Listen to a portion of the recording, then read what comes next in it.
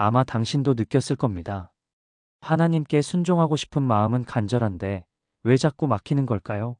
왜 말씀을 읽어도 실천이 따르지 않고 기도해도 변화가 일어나지 않는 걸까요? 그 이유는 생각보다 단순합니다. 바로 습관 때문입니다.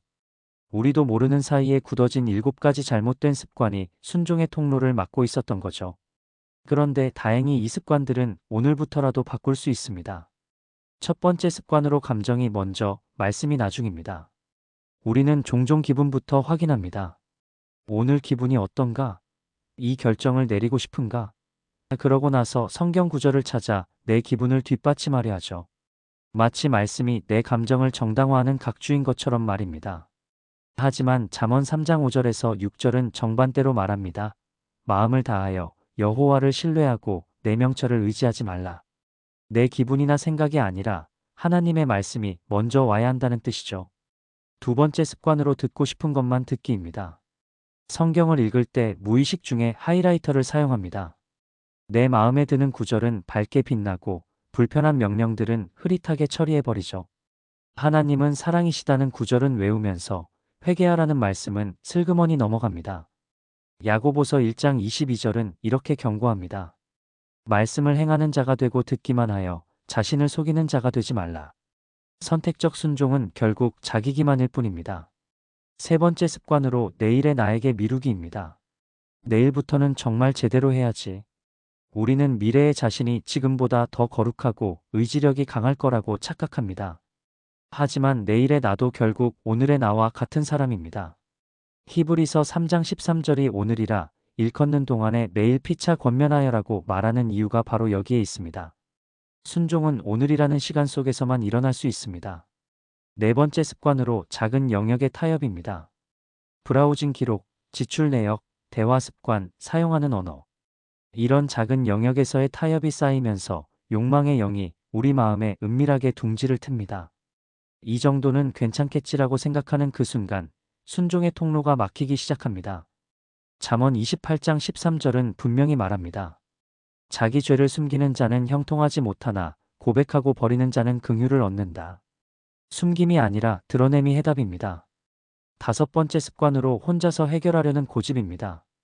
다른 사람의 권면을 비판으로 듣고 조언을 방해로 여깁니다. 나는 하나님과 직접 소통할 수 있어라며 영적 자급자족을 추구하죠.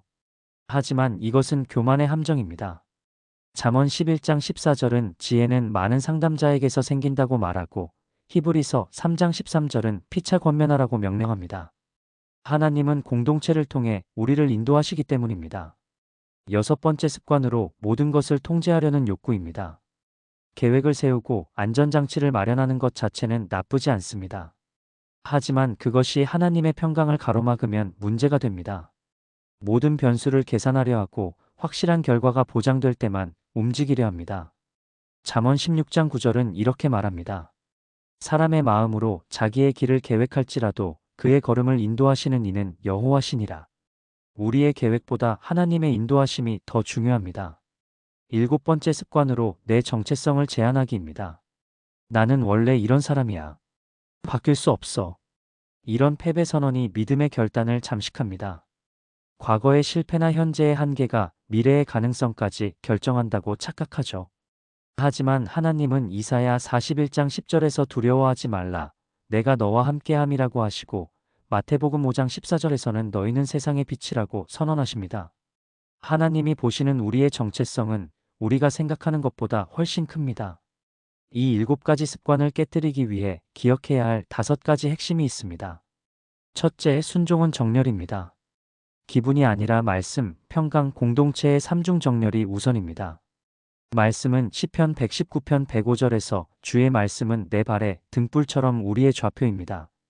평강은 골로새서 3장 15절에서 보듯이 하나님의 판결입니다. 공동체는 잠언 11장 14절에서 보듯이 우리를 비춰주는 거울 역할을 합니다. 둘째, 순종은 노출입니다. 숨김은 막힘의 산소이고 고백은 그 산소를 차단하는 것입니다. 죄와 타협, 회피와 미루기를 이름으로 불러야 합니다. 하나님 앞에서 그리고 신뢰할 수 있는 동역자 앞에서 말입니다. 셋째, 순종은 즉시성입니다. 길은 앉아서 기다린다고 밝아지지 않습니다. 이사야 30장 21절에 이것이 바른 길이니 그리로 가라는 속삭임을 들은 순간 한 걸음을 내딛어야 합니다. 넷째, 순종은 거함입니다. 요한복음 15장 7절은 말합니다. 너희가 내 안에 거하고 내 말이 너희 안에 거하면 무엇이든지 구하라. 말씀 없는 열정은 소음이고 거함 없는 간구는 표류일 뿐입니다. 다섯째, 순종은 사랑의 방향입니다. 갈라디아서 5장 16절은 성령을 따라 행하라 그리하면 육체의 욕심을 이루지 아니하리라고 합니다. 욕망을 억누르려 애쓰기보다 더 큰 사랑으로 치환하는 것이 더 효과적입니다. 이제 구체적인 행동이 필요합니다. 오늘 바로 루틴을 재편해 보세요. 첫째, 말씀 정렬으로 오늘 성경 한 장을 큰 소리로 낭독해 보세요. 귀를 다시 왕의 음성에 길들이는 연습입니다. 둘째, 평강분별으로 10분간 침묵하면서 가슴의 파동을 느껴보세요. 경고와 초대 두 칸으로 나눠 적어보세요. 조급함, 혼란, 공포가 우세하면 정지하고 담대함, 질서, 평강이 자라면 전진하세요. 셋째, 노출과 결단으로 은밀한 타협 한 가지를 오늘 끊으세요. 그리고 그 빈자리를 예배, 말씀, 선한 습관으로 대체하세요. 넷째, 공동체 연결로 신뢰할 수 있는 두 사람에게 이번 주 의사결정과 취약한 시간대를 투명하게 공유하세요. 그리고 24시간 내에 실행할 적용 한 가지를 보고하세요. 다섯째, 즉시 행동. 주님이 이미 마음에 비춰주신 작은 순종 하나를 지금 완료하세요. 순종은 거대한 도약의 이벤트가 아닙니다. 오늘의 작은 즉시성들이 만드는 중대한 흐름입니다. 이제 스스로에게 물어보세요. 나는 어떤 습관을 끊을 것인가? 언제 끊을 것인가? 누구에게 알릴 것인가? 이 세 줄을 지금 적고 실행해 보세요. 그러면 곧 보게 될 것입니다. 막혀있던 통로가 열리고 평강의 판결이 돌아오고 등불 같은 말씀이 바라판 칸을 다시 밝히는 것을 말입니다. 당신의 순종의 여정이 오늘부터 새롭게 시작되기를 기도합니다.